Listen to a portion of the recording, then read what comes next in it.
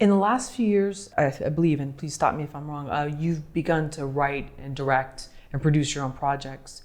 Do you wish you had done that earlier, or did you come into it in the right time? You feel like it's naturally evolved? Yeah, I think it naturally evolved. I think it came in at the right time for sure. In my early 20s, there's no way, as a young kid like that, you're just trying to figure so many things out and you don't know yourself and you're trying to know yourself.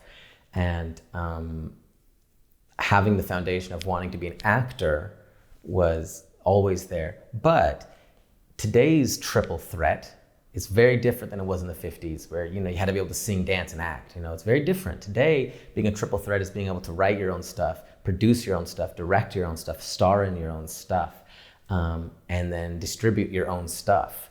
And that, if you can do all of that efficiently and proficiently, you're going to get seen. That's the new triple threat. So coming into directing and writing and bringing that into my wheelhouse was it came at the right time for me now, because I think it's necessary to be able to do all those things now as an artist, for sure.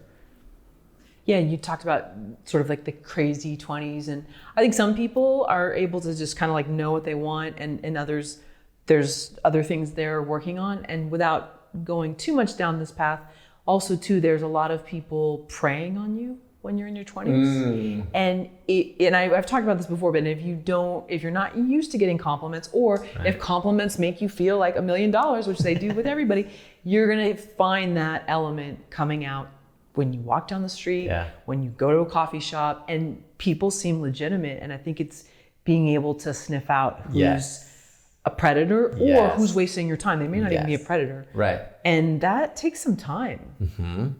That takes a lot of learning how to read people and learning how to shuffle through all the BS and know who is just giving you a business card, and knowing who can potentially advance your career. I found in my experience, when I meet people who can potentially aid my career in a way, it's best to just have a good conversation. Don't worry about pitching yourself. Don't worry about pitching your projects. Just get to know them as a person. Chat, talk, tell stories, anecdotes, get to know them, ask questions about them, because people love talking about themselves.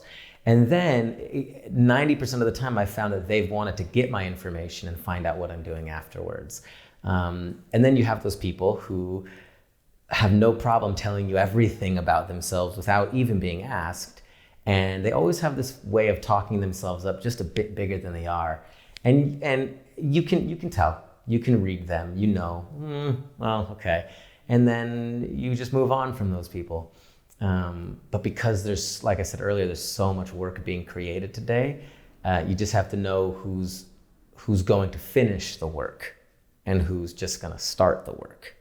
Does that make sense? It does, yeah. And then also too, if you take it down the sort of predatory route, there are people that are so skilled at reading people, and they know what's going to get you. And if you're young and impressionable, oh my gosh, and if you don't have a Jiminy Cricket sitting on your shoulder saying, no, this person's no good for you, that's very difficult. And I think we're seeing, unfortunately, for men and women, it happens across the board, I think equally, that people, and it's human nature, I think, to fall prey to that, because we do want to know that we're special, and some of those people are really good at knowing where to zero in. And I think it takes a lot of time. Yeah, you have to be careful when you're young and informable, because it takes a long time to learn confidence. Like I said earlier, it takes some time. And when you can get to that point where a compliment is simply an addition to your happiness, it's not the source of your happiness.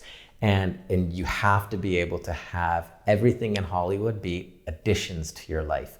You have to own your resolve. You have to be able to say, I'm good with or without it. And then when you get a compliment, you say thanks, and you take it as truth, and you're grateful for it. But that confidence will steer those kinds of people away who just want to take advantage or prey on you, because they know that they're not going to get anything from you, because they won't be the source of your happiness, right?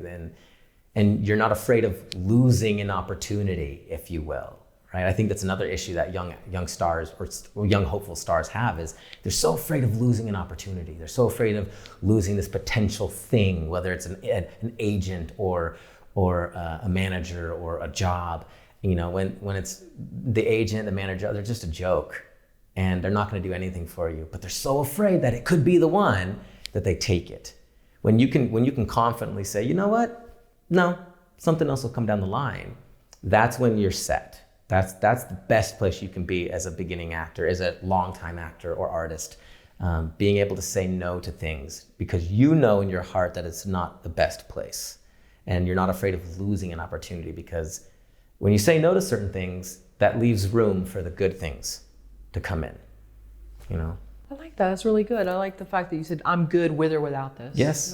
That takes a lot to get to that point. Being happy and not happy because. Happy and I have an agent. Happy and I have a movie. Happy and I have a relationship. Not happy because I have an agent or a movie or a relationship, you know? Right. That's super important to have that gusto here in LA. Super important. I'm going to take your advice. Good. I needed to hear that today, so thank you. You're welcome. When the student is ready. Yes, yes. Andrew will appear. That's really good because you're right, because especially everything's so external here. Mm-hmm. And so we all kind of, oh, I like that car. Ooh, I want to do that, you know, and so everything's out there. And so it's not an easy thing to have it be about inside. Inside, for sure. It takes a long time to get to that point, to where you're not afraid of saying no to things that could be something, you know, and just patiently waiting and working hard to make all the right opportunities happen. Because the opportunities will come when you have everything lined up and you're doing everything you can first. The right things will come.